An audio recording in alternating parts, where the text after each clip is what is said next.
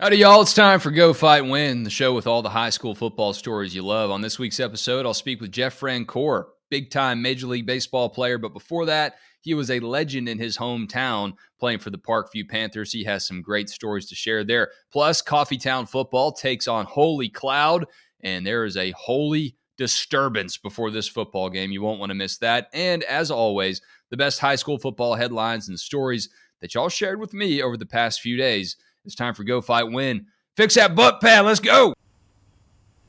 Tell you what, just give the ball to Donnie Tug and let that Tuggy work.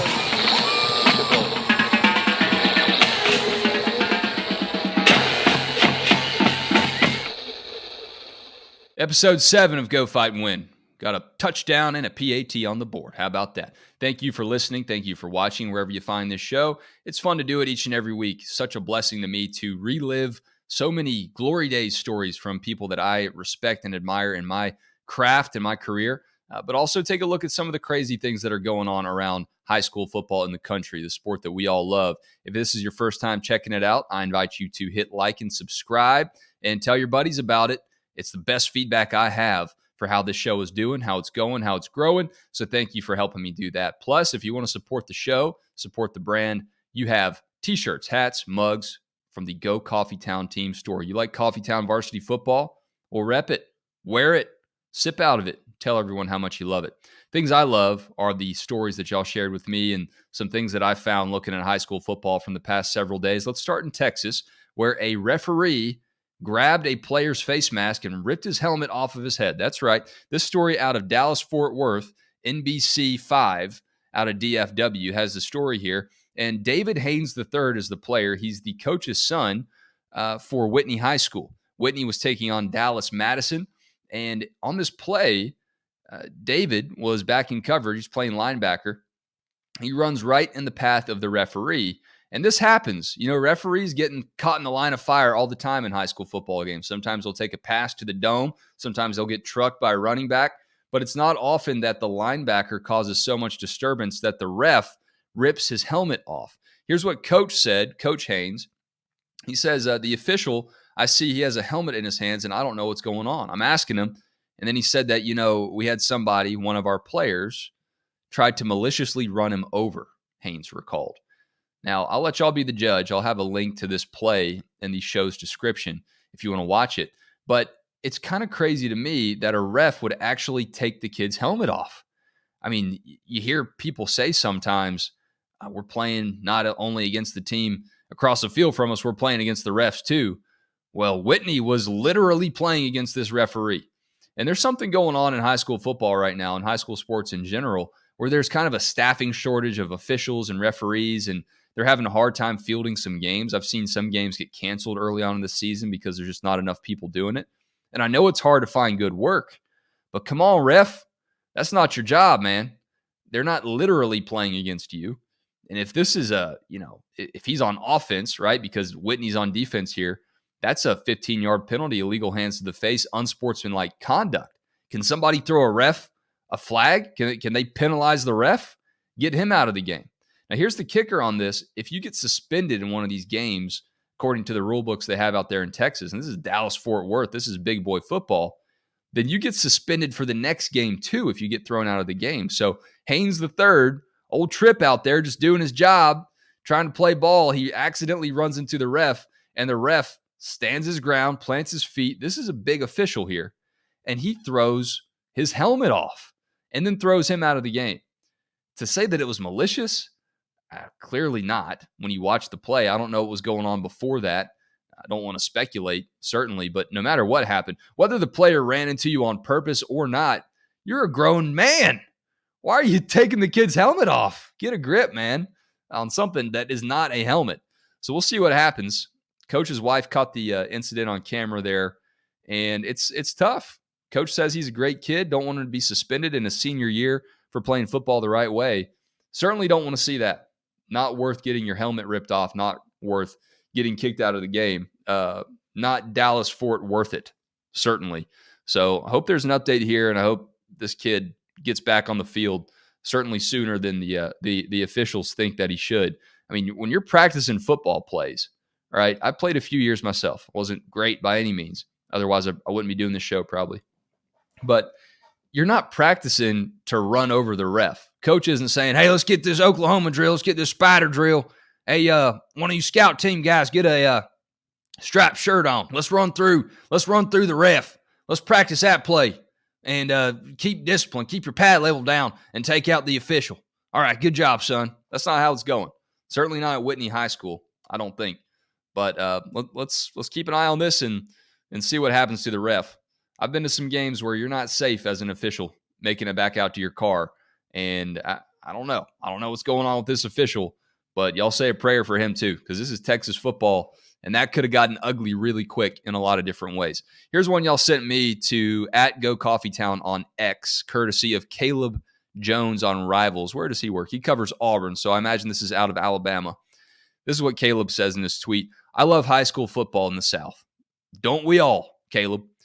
The PA announcer just reminded everyone to be on the lookout for deer on the way home because, quote, it's that time of year. And when you're, up there in the booth, you're doing the PA, it's not only your job to call the game, it's your job to keep everyone safe. Keep them safe from officials, keep them safe from projectiles, whatever's going on in the stands. You got a bird's eye view. You got to let people know what's going on out there. But this PA guy going the extra mile, letting people know, hey, don't just drive home safely. Watch out for deer on the drive home. Because deer, they'll hit you. Okay, they'll hit your car. They'll lower their shoulder and they'll take you out. They're doing their own drills in the woods, looking out for cars. They got to try to do whatever they can to keep themselves safe. And the thing about a lot of deer, I guess somewhere near half of them have horns. They got antlers. And that's more than a helmet. That's more dangerous than a middle linebacker coming through your windshield. So you got to be careful. And I do appreciate this PA announcer's gumption to let people know that it's dangerous. You got to be careful out there. It is this time of year. The deer are out and they are merciless. There's about 4 of them watching me do this show right now, just trying to get in, just clawing at the window, using their hoofs. Let us in. You got to be careful for these deer because it's not just the deer out there when you're driving home, reminiscing on how great your game was or how awful it was when the ref took the kid's helmet off. You got to be focused. You got to be locked in. No distractions. There's not just deer out there. There's armadillos. There's possums. Things get squirrely. There's squirrels out there too. Don't try to swerve them. Slam on the brakes. That's my PSA for the show today. I don't know if I'm qualified to share that or not, but don't swerve to miss a deer or an armadillo, possum out there. Don't check to see if that possum's dead. Just keep moving. Get home. Get home safely. The deer are going to try to get you, okay, because they are wild animals. At the end of the day, that's what they do. You're on their turf. Yeah, did we make the highway? Probably. More than likely, that's a man-made highway. But they're playing their own games, okay, and they're playing defense too. And you don't want to run into one of those suckers. So be careful out there. Team bus drivers, don't be texting. Don't get lost in the jams of the team that just won the road game going back to their home high school. Keep your eyes on the road, please. Watch out for deer. It is that time of year. What a wonderful time it is, but also kind of dangerous. More wild animal news here. This one's out of Florida, Panama City Beach. WJHG and WECP teamed up to report on this. Student reportedly bit by snake on Breakfast Point practice field. Breakfast Point is an academy, not just a place where people meet and congregate and break bread and have a couple biscuits and coffee and orange juice. This is an academy called Breakfast Point. Just want to clear that up for everybody. Here's a story. A student at Breakfast Point Academy in Panama City Beach was reportedly taken to the hospital after being bitten by an unknown snake on the school's practice field Wednesday evening. A source who was on the field at the time, we got some investigative journalism here, told News Channel 7 that the student, a football player, was on the field running a drill when he said he thought he was bitten by a snake. Now, if you've ever been to Florida, you know that anything can bite you down there. It could be a snake, it could be some other critter, can be someone on your own team, a waitress at the Waffle House. You don't give her a good enough tip. Watch out for those teeth. But this guy got bit. He's actually a middle schooler, but it's on a high school football field. So we'll loop it into this show because I think it fits the brand. It is on brand. But he got bit by the snake, got taken to the hospital. And one lesson that this kid will learn from this is you got to keep your feet moving at all times, son.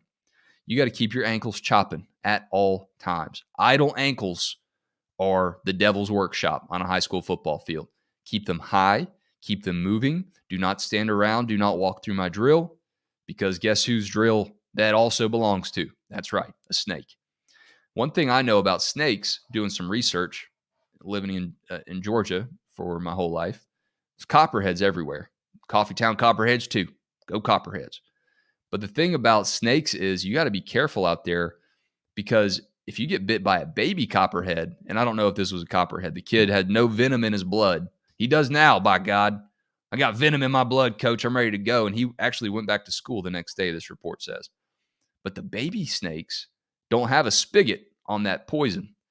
They'll pump you full of it. The grown-ups have a little bit more restraint. They'll give you that warning bite, give you a dry strike is what they call it. And they won't pump the venom in right away. They'll give you a warning, and this may have been the case.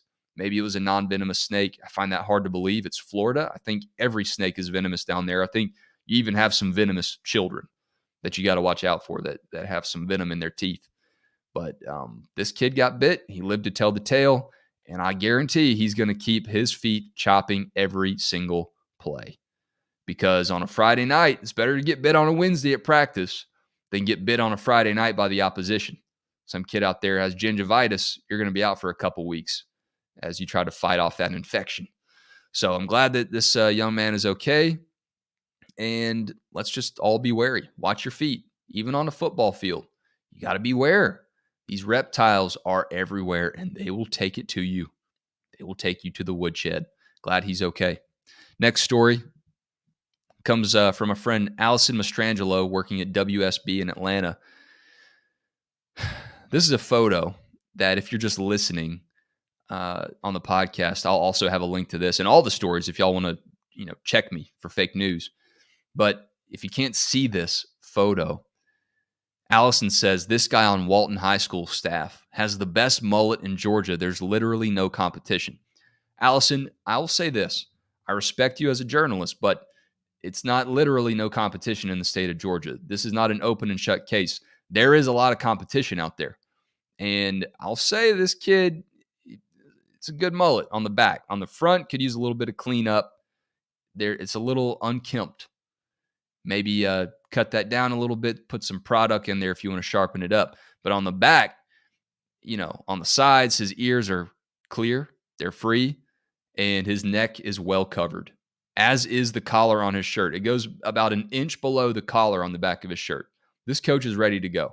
He looks like he's about 13, maybe a wig, got a little bit of scruff on his face. I don't care how old he is. I'm listening to what he says. He tells me to go out there and suit up. Yes, coach, I'm listening. Because he's fierce. He's got the Dion shades on, and he's ready to go.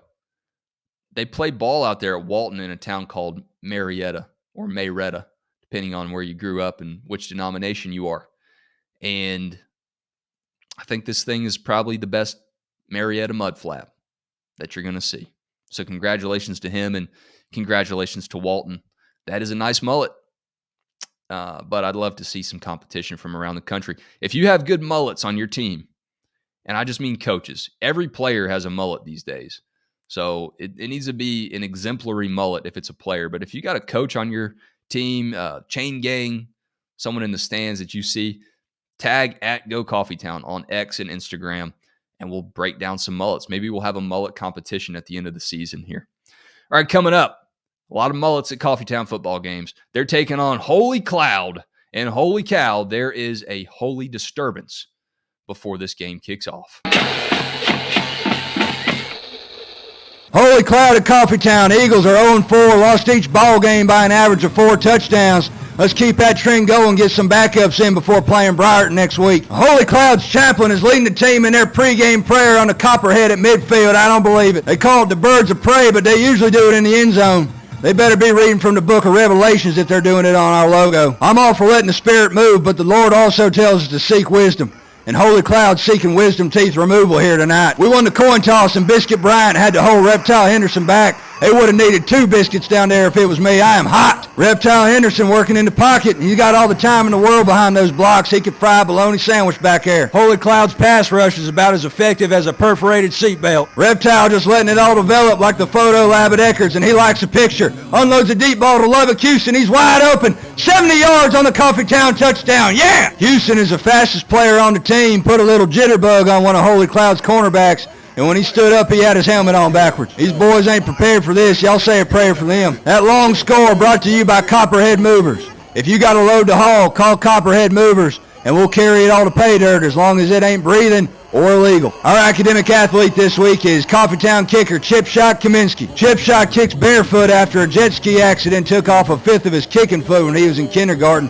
Still can't find any cleats that fit him. You're 4 out of 5 on field goals this year, Chipshot, so missing a fifth is a theme for you, I guess. But jet skis giveth and they taketh away, son. You think your mama and daddy let me borrow it for a date night before it gets too cold out there? Coffeetown up 42-0, got the 3rd string in there now. Spanks Tarver, our 2nd string linebacker, in at quarterback. He unloads a long, high pass, looks like a punt right into the arms of a Holy Cloud cornerback, and Tarver is already there to light him up. Spanks just won a little live action practice at linebacker, it looks like. Always good to put something on film, I guess. Coffeetown gets the win 42-0. Might be time for some of them Holy Cloud boys to think about switching up to cross country. Y'all pray about it on the bus ride home. Our guest is a first-round MLB draft pick, Gold Glove Award winner, and the Braves TV analyst. Pretty cool career. Go Braves. They're doing all right. More importantly than that, though, this guy was a 2-time state baseball champ and a 2-time football champ, 1,000-yard receiver as a senior, a 15 interception season as a junior. That was a county record, and he's a Georgia High School Football Hall of Famer. He's Jeff Francoeur. What's up, Frenchie? Thanks for coming on today. Thanks, Wes. I'm going to start bringing you with me to introduce me everywhere, man. I feel good. No, thank you, man. With the Braves, it has been a great year. It's been a lot of fun to watch and to call and work with. But, high school is still a lot of what I love to talk about too. So, man, I appreciate that introduction. I saw a quote that said, and this was from several years ago, it said that if you didn't make it into the big leagues or play sports, you would have wanted to be a high school football coach. Is that still true? That is very true. So a couple weeks ago, Parkview and North Gwinnett played, and I was announcing, but while I was announcing, I had my computer pulled up and watching the game during the Braves game. So I'm very passionate about it. I loved everything about Friday Night Football. And it's exactly what I wanted to do. Now, obviously, things have changed a little bit, and I got 4 kids at home and doing other stuff. So that time is kind of not there. But I wouldn't mind maybe down the road doing some football coaching on Friday nights. What draws you to the game still? What is still timeless about it to you all these years later? I love the work ethic that you have to have in football. I tell my kids all the time, like, we used to get done with school at 2:10, the bell would ring. You go down to the locker room, and we were there together from 3 to 7, whether we were watching film for 45 minutes and then out to the practice field. You know, I always say practices now aren't as long because of the restrictions and hitting and everything they do. But when I was there, you know, we used to practice, man. Coach Flo would have us out there till 7:30 and turn the lights on. But I loved everything that led up until Friday night. And you know, just the discipline that you have to obviously not just play football, but to be part of something special and a good team. And I was lucky. We had a lot of guys that felt the same way I did. And, you know, it ended up paying off for us in high school. We had a fellow Parkview great, Matt Stinch, come on, and his experience was a little bit different as he was starting out before Parkview was at the crest of that wave that y'all rode for several years. But tell me what your experience was like. What was the average home game like for a Parkview football game when you were playing? Well, it's awesome because Matt really was the group that kind of turned it around and turned it into kids want to play for Parkview football. And I always laugh in even being involved. You know, my kids go to Buford now, but we take them to the games, being involved in the community, because I remember me and my dad from 7 years old on, we did not miss a Friday night Parkview football game. You know, whether it was at Habersham Central or, Jonesboro early in the season, we would pack up the car Friday and we would drive. And so for a lot of us younger kids that were playing second grade, third grade, fourth grade, the idea of like the big leagues for us was playing Parkview football. And so I think whenever we got that opportunity, guys they were working their tails off, trying to get better. And so I think that always kind of went hand in hand. Guys could not wait to play at the high school level. And I think that always made a big difference. Yeah, I mentioned the individual success you had, and obviously your team had a lot of success as well. What was it like for you personally to be in that moment and be on that ride, as Gwinnett County football was kind of on the rise as well? Now it's just such a machine and such a monster. But to be one of the focal points of the team, did you take the time in the moment to appreciate what you were accomplishing as a football player and as a baseball player?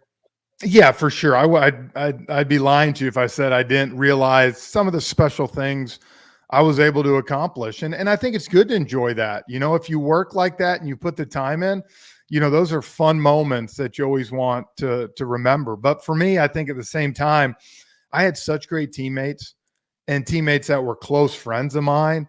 And so it was always awesome because we lifted each other up. We pushed each other, to take us to a whole nother level. And I think the cool thing was too, is I always remember watching the Michael Jordan documentary I think it was over COVID, right? Where everybody in the world was watching. I love what he said. He said, I wanted to take my teammates and let them go to another level, let them experience what that winning was like. And, for me, I think I felt an obligation because, I knew that I could push some of these guys and get more out of them maybe than what they were giving.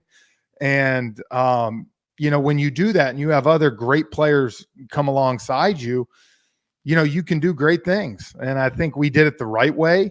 We had a lot of fun doing it. That's what I tell people too. It wasn't like it was all work. I mean, trust me, we got in trouble at football practice for goofing off and had to run and do different stuff like that. We had a good time, but we also knew what was at stake. And we also knew that if we worked hard, that on Friday nights, it would pay off.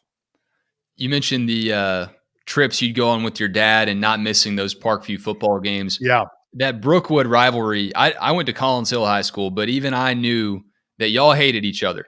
So when you were growing up, how early was that instilled in you that Brookwood was the enemy?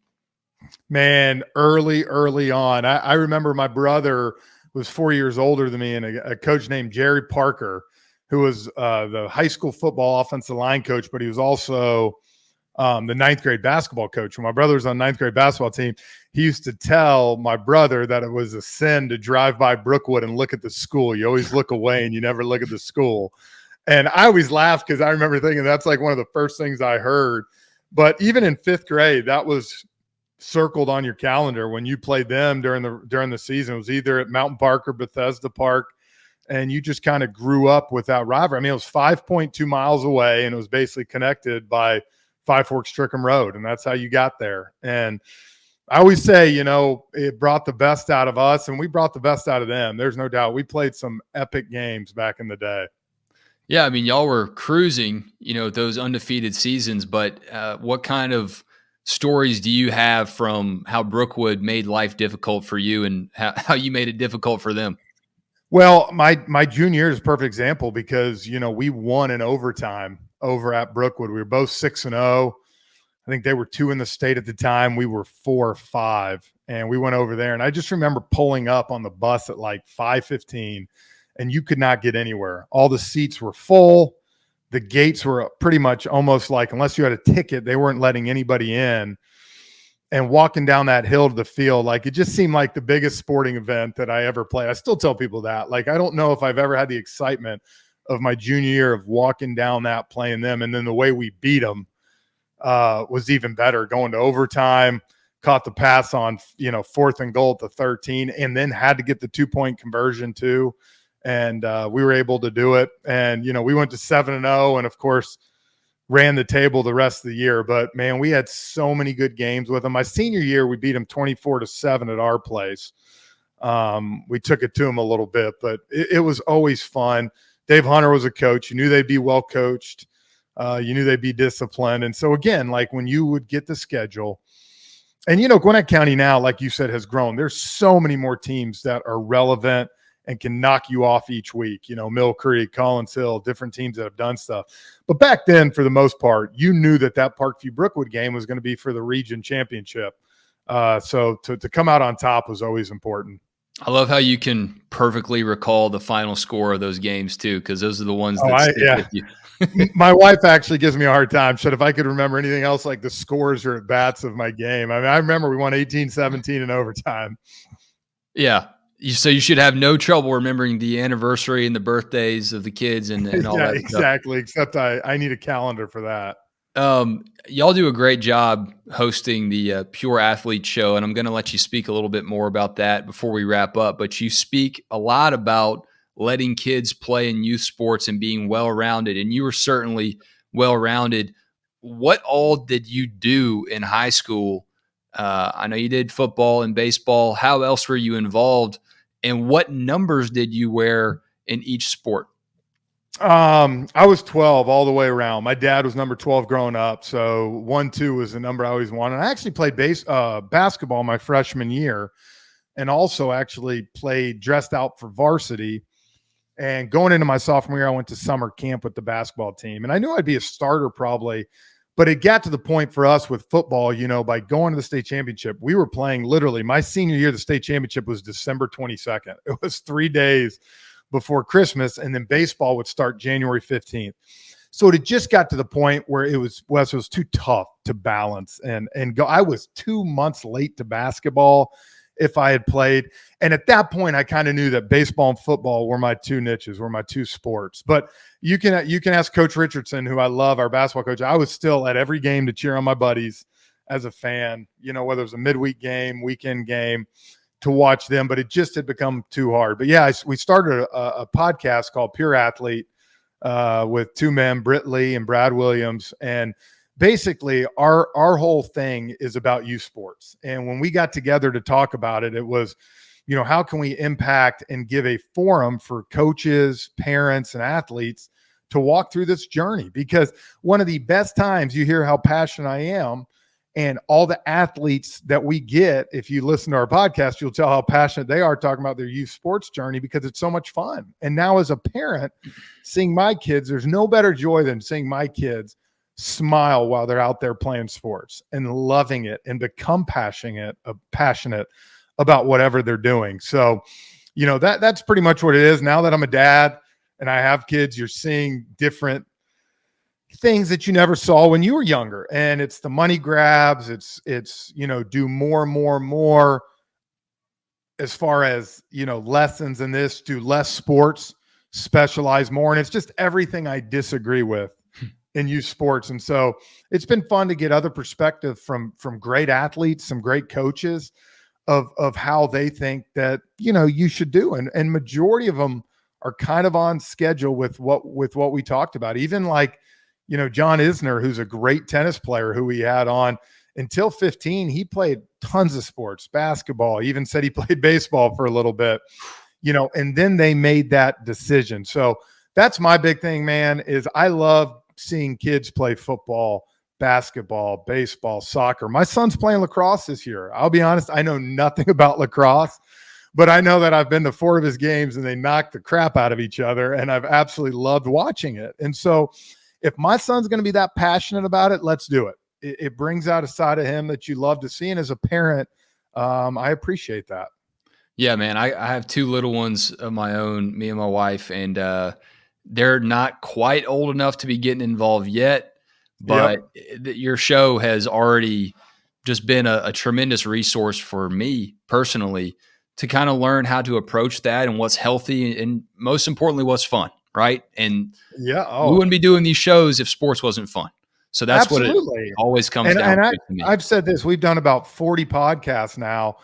And I'm telling you, the amount of people that have really instilled in me some of the things they said has been worth it just doing that. And then hearing people like yourself and other people that we've talked about being able to navigate what that looks like. And because it is, there's got to be a balance to a family and home life, because that's important too, to be able to have family dinners and spend time together. Your whole life can't just be sports. And so I think there's a good balance that hopefully we're getting some examples out there of ways that people can do that. Amen, man. Y'all are doing a great job. And I'm going to put a link in this show. So if anyone listening hasn't gotten a chance to check Pure Athlete out, definitely invite you to do that and recommend it myself because it's great. Speaking of that leadership, Frenchie, when I say high school coach, okay, no matter the sport, no matter the level for you, who's the first coach that you think of that either, still left a mark on you positively, or you still have that funny story about that you and your teammates still laugh about when y'all get together? Well, Coach Hugh Buchanan, who coached the baseball team at Parkview, was, he was one of those guys that was hard-nosed, disciplinarian, but at the same time, man, he taught me a work ethic. When you talk about, I'll never forget my freshman year, I was only the second freshman to ever play varsity at Parkview in the baseball program. Jeff Keppinger was the other one, and obviously he went on to play in the big leagues. And my freshman year, I took a bad BP, and I started walking on the field to right field to go shag, and he called me in, and he lit me up every which way. No cuss words, nothing like that. But, man, he instilled the fear of God in me and basically said, if you ever walk on my field again, you'll never come. And we were going a week later down to Westminster and St. Thomas and to play during spring break. And I remember he said, I will tear that ticket up personally. And you will be at Meadow Creek with the 9th grade team that next Friday. And it was unbelievable because it was like those little things meant the world. And I knew he'd follow through. Let me tell you, when he told something, he followed through. There wasn't like this thing. So, and I'll never forget, the moment my last game in high school started, he became like a second dad to me and a best friend, gave such guidance on pro ball, what we should do. But while I was there, man, it was like he was my coach. There was going to be this respect level, and he was going to do everything he could to teach you the right way to play. And I always say, man, that's the coach that I want to be. Maybe I'll be a little more is nice the word? I don't know if nice is the word, but a little more outgoing to other people. But I will tell you this, man, he knew how to get the best out of his guys. And it's another reason, I know we talked about football, but it's another reason we won back-to-back in baseball and only lost three games in 2 years while I was there was because of him.